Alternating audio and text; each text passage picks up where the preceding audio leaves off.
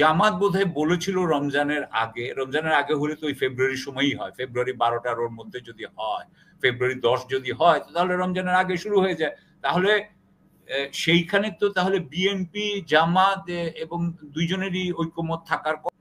আপনাকে যে এই যে সরকার রাষ্ট্র কেমনে হয়, রাষ্ট্রপ্রধান রাষ্ট্র হইতে হইলেই কিন্তু উদ্বৃত্ত লাগে, উদ্বৃত্ত ছাড়া কিন্তু রাষ্ট্র হবে না।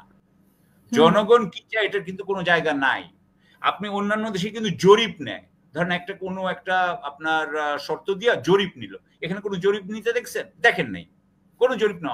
এখন তো বিএনপির সাথে মানে তারেক রহমান সাহেবের সাথে ডক্টর ইউনূসের যে সাক্ষাৎ হলো আপনার লন্ডনে, এরপরে তো এটা এখন বিএনপির একটা মনে হচ্ছে বিরাট সময় হয়েছে। সবাই যেটা বলছে যে ডক্টর ইউনূস নাকি এনসিপি কে ছেড়ে এখন বিএনপি দিকে উনি একসাথে হলেন, সুতরাং তাদের মধ্যে আন্ডারস্ট্যান্ডিং এখন খুব ভালো। এখানে একটা কথা শোনা যায় যে ওনাকে বিএনপি ক্ষমতায় গেলে ওনাকে রেখে দিবেন। হ্যাঁ, উনাকে নাকি বলেছেন মানে যে শব্দটা যে উনাকে দেশ যাতে উনাকে ব্যবহার করতে পারে সেই ব্যাপারে ওনারা এটা ব্যবস্থা করতে চান। হ্যাঁ হ্যাঁ, তো সুতরাং একমত হয়েছেন কি জানি না, উনি এটাতে রাজি হয়েছেন কিনা আমি সেটা কিন্তু জানি না, কিন্তু বিএনপি এরকম বলেছে বা তারেক রহমান সাহেব এরকম বলেছেন বলে বলা হচ্ছে। সুতরাং বিএনপির সাথে একটা হানিমুন পিরিয়ড চলছে। এতে অলরেডি আমরা জানি যে এনসিপি এবং জামাত তারা দুইজনই এতে নাখোশ হয়েছে। জামাতের আমি আজকেও যেটা শুনলাম যে যেটা ওদের বিবৃতি যে একসাথে দুজনের মানে প্রধান উপদেষ্টা এবং তারেক রহমান সাহেবের সাক্ষাৎ এবং তারপরে বিবৃতি দেওয়ার মাধ্যমে তারা একটা নিরপেক্ষতা হারিয়েছেন বলে জামাত মনে করে, এবং এই কারণেই বোধহয় আজকেও তারা যায় নাই। আমি অন্য কোনো কারণ আছে কিনা জানি না। এনসিপি গিয়েছিল, সবাই গিয়েছিল, বের হয়ে আসার পরে আপনি শুনেছেন কি বলা হয়েছে। সুতরাং তারাও যে এটাকে পুরোপুরি অনুমোদন দিয়েছে ফুল, হ্যাঁ সবকিছু ভালো, সেটা কিন্তু বোঝা যাচ্ছে যেটা হয়নি। এখন আবার আজকে আমির খসরু মাহমুদ বলছেন যে নির্বাচনের ব্যাপারে সবাই একমত হয়েছে, মানে ফেব্রুয়ারি নির্বাচনের ব্যাপারে। তাহলে আমরা কিভাবে একমত মনে করবো এখানে আমির খসরু সাহেবেরকে আমি মানে উনি বলতেই পারেন, ওনার বলার ইয়ে আছে হয়তো। এখন এনসিপি যতক্ষণ না তারা অফিসিয়ালি বলছে ততক্ষণ কিন্তু আমরা জানি না। এবং জামাত বোধহয় বলেছিল রমজানের আগে হলে তো ওই ফেব্রুয়ারির সময়ই হয়, ফেব্রুয়ারি 12-13 মধ্যে যদি হয়, ফেব্রুয়ারি 10 যদি হয় তাহলে রমজানের আগে শুরু হয়ে যায়। তাহলে সেইখানে তো তাহলে বিএনপি জামাত এবং দুইজনেরই ঐকমত থাকার কথা। সুতরাং আমি যেটা মনে করি যে আমির খসরু সাহেব যদি বলে থাকেন ঠিক আছে, কিন্তু সমস্যাটা হচ্ছে ওখানে অন্য জায়গায়। ওইটা যদি বলেন সেটা হচ্ছে যে প্রধান উপদেষ্টা যখন যে বিবৃতিটা বেরিয়েছে ওনাদের, সেই বিবৃতিতে তো বলে নাই যে উনারা ফেব্রুয়ারিতে ইলেকশন করবেন। ওনারা ফেব্রুয়ারিতে ইলেকশন করবেন এবং ওনারা এখানে বিচারের কথা বলা আছে, সংস্কারের কথা বলা আছে, এগিয়ে কথা বলা আছে, কিন্তু এটা কিন্তু বলা নাই। সুতরাং আমি মনে করি যে এখানেও কিন্তু আমির খসরু সাহেব যেটা বলছেন এবং সরকারের যেটা পজিশন এটা এক নয়। হ্যাঁ, এটা এক নয়, এখনো কিন্তু এটা ঠিক হয় নাই, কোনো ডেট বা কোনো কিছু ঠিক হয় নাই। তারপরে আসি আমরা যে উনারা কি ধরনের বিষয় নিয়ে কথা বলছেন। আমি একটু দেখলাম, সবাই বসছেন, ওখানে বসার পরে প্রথম কথা হচ্ছে কি যে অন্যান্য দলকে আমি ছোট করতে চাই না, কিন্তু মনে হয় যে এই তিনটা যদি বড় দল হয়ে থাকে, কথার কথা বিএনপি সবচেয়ে বড়, এবং তিনটা যদি স্টেক হোল্ডার হয়ে থাকে, ইয়েও একজন মানে মহসিন ভাইও একজন বাংলাদেশ মুসলিম লীগের সবচেয়ে ট্রেডিশনাল একটা পার্টির 21 নম্বর বললেন যে উনার দলের উনাকে বাদ দিয়ে নানান ভাবে আনা হয়েছে, তাদেরটা আমি বেশি করছি না। কথা হচ্ছে এই তিনজন একটা জিনিস ঠিক করবে, এবং তারা কি কি জিনিস নিয়ে ঠিক করছে, যেমন ধরেন আমি একটু যেটা দেখছিলাম যে 70 ধারা। আচ্ছা এখন ধরেন 70 ধারা, আপনি একটু জাস্ট সিম্পল 70 ধারা আমাদের দর্শক শ্রোতা খুব ভালো করে জানেন। 70 ধারা মানে কি? 70 ধারা হচ্ছে যে আমাদের কনস্টিটিউশন যে যার কোন দলের সংসদ সদস্য সেই দলের নেতার যে পজিশন বা সেই দলের যে পজিশন, সেই পজিশনের বাইরে ভোট দিতে পারেন না। যে মুহূর্তে উনি এটার বিরুদ্ধে ভোট দিবেন অথবা অ্যাবস্টেইন করবেন, অর্থাৎ তিনি ভোট না দিয়ে যদি ভোটদানে বিরতও থাকেন, আমার সাথে সাথে উনার সংসদ পদ চলে যায়। ফলে আসলে আওয়ামী লীগ যদি হয়, সরি আওয়ামী লীগের কথা বাদ দেন, যে কোনো দল, সেই দল আসলে দলের সংসদ সদস্যদের নিজের বিবেক বুদ্ধি নিয়ে ভোট দেওয়ার কোনো সুযোগ নেই। তাদেরকে ভোট দিতে হবে তাদের নেতার কথা অনুযায়ী। সো এই জিনিসটা ৭০ ধারা, এটা একটা অগণতান্ত্রিক বলে এটাকে বলা হয়েছে এবং ৭০ ধারা উঠানোর জন্য। এখন আপনি দেখেন এখানে সালাউদ্দিন সাহেব বলতেছেন, আমি জাস্ট শুনলাম, আপনি যেটুকু শুনলাম একটা আমি আপনাদেরকে একটু শোনাই। তো উনি বলতেছেন যে আমরা এখন এখানে দুইটা মানে ব্যতিক্রম, ধরেন একটা হচ্ছে আস্থা ভোট আর একটা হচ্ছে, আমি কথাটা আমার ভাবে সাজাচ্ছি, আস্থা ভোট এবং অর্থ বিল, এই দুটোতে আমরা করছি, এটাকে আমরা রাজি হচ্ছি যে আমরা এটা সবাই রাজি হলাম। কিন্তু পরে আমি যে ওখানে জাতীয় নিরাপত্তা দিলাম, হ্যাঁ আমি জাতীয় নিরাপত্তা দিলাম, তারপর আরো একটা ইস্যু দিলাম, তো ওটা দিলে আমার যাতে সমস্যা যাতে না হয় সেই জন্য আগে থেকে আমাদের পুরো জিনিসটা ঠিক করা উচিত। আসলে উনি বলতে চাচ্ছেন আমি সবটা আগেই ঠিক করা উচিত।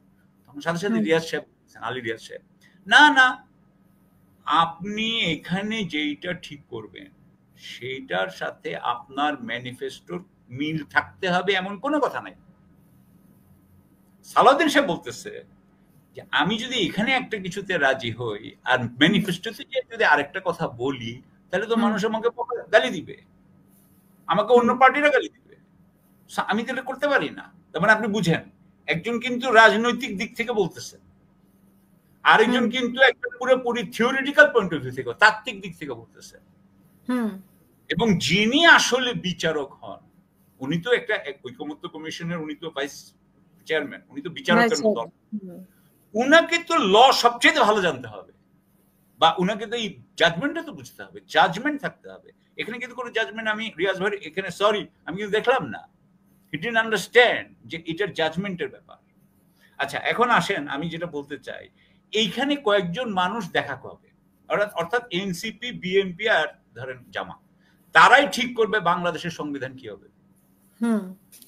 এটা কি জনগণের সাথে কোনো সম্পর্ক আছে? আমি তো মনে করি এটা কয়েকটা পেশাজীবী, রাজনৈতিক পেশাজীবী এবং কিছু এনজিও মানে লিডার্স অথবা একাডেমিক্স, তারা মিলে ঠিক করতেছে এটা।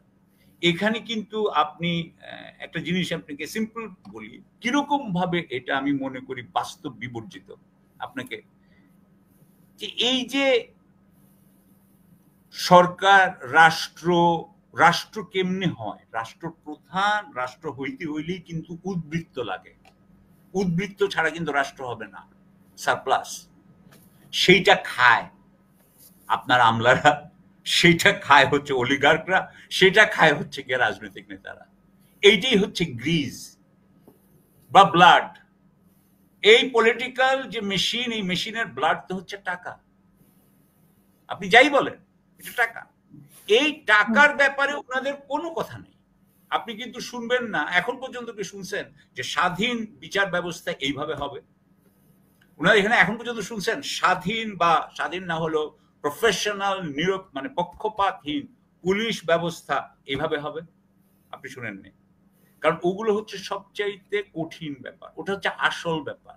আমি বারবার বলতেছি দুর্নীতি কিন্তু আসল ব্যাপার।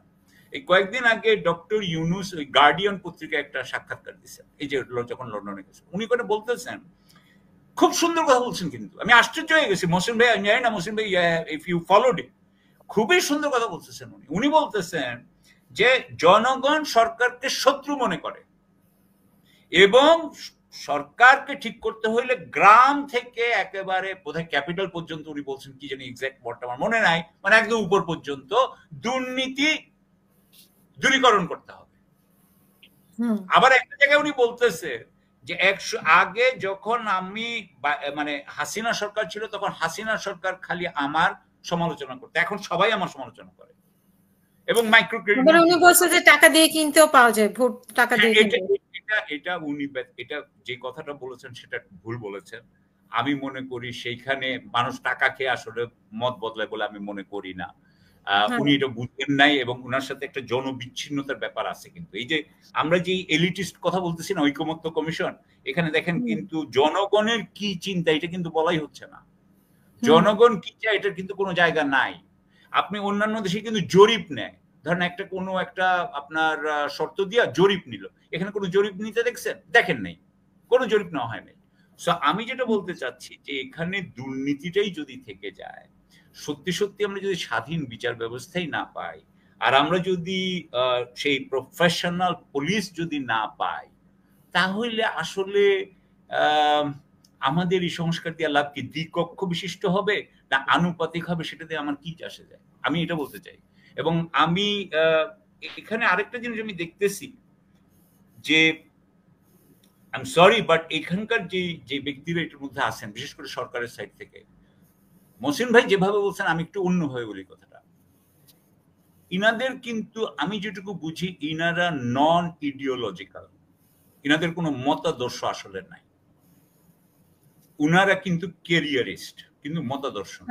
আর আপনার কি মনে হয় যে ওনাদের রাজনীতির ব্যাপারে মানে অভিজ্ঞতাটা কম বা নাই রাজনীতির ব্যাপারে রাজনীতি, ওনাদের রাজনীতি মানে কি, ধরেন কথার কথা কিন্তু ওনারা যে তো আপনি রাজনৈতিক সিদ্ধান্তই দিচ্ছেন, রাজনৈতিক আপনি সিদ্ধান্তই দিচ্ছেন ওনারা দেশের হ্যাঁ রাজনীতি। এক্স্যাক্টলি, হুম এক্স্যাক্টলি দেখেন, আপনি কি সোশ্যালিস্ট নাকি ডেমোক্রেটিক সোশ্যালিস্ট নাকি আপনি রাইট অফ দ্য সেন্টার নাকি আপনি কি সাপ্লাই সাইড, আর এরকম কোনো কথা শুনতে পাইছেন ওনাদের ব্যাপারে? কিচ্ছু শুনবেন না আপনি। আপনি উনাদের এরকম কোনো পজিশনই নাই।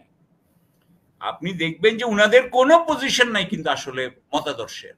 সুতরাং হুম কিন্তু উনারা কিন্তু সম্পূর্ণ রাজনৈতিক একটা কাজ করতে আসছেন, এবং রাজনৈতিক কাজটা করতে যে আমার কাছে মনে হচ্ছে যে এটা হয়ে গেছে হচ্ছে, এটা যেটা হবে সেটা হচ্ছে গিয়ে যে ওই যে আন্তর্জাতিক সংস্থায় যেরকম আপনার ইয়ে বলে না, আপনার ডকুমেন্ট যেরকম বানায়, এই যেমন হুম ফুলঝুরি থাকে কথার, কিন্তু আসলে কোনো কাজ হয় না। ওই যে ইয়ে যেটা বলছিল আপনার লি কুয়ান ইউ, যে ওয়ার্ল্ড হুম ব্যাংকের কথা যদি আমরা শুনতাম তাহলে আমি শ্রীলঙ্কায় হইতাম, সিঙ্গাপুর হইতে পারতাম না। তা আমরা কিন্তু আবারও একটা ভালো আমরা একটা ফুলঝুরির ডকুমেন্টের দিকে যাচ্ছি, কিন্তু আসলে কোনো সত্যিকারের কাজ হচ্ছে বলে কোনো আমি কিছু মনে করি না।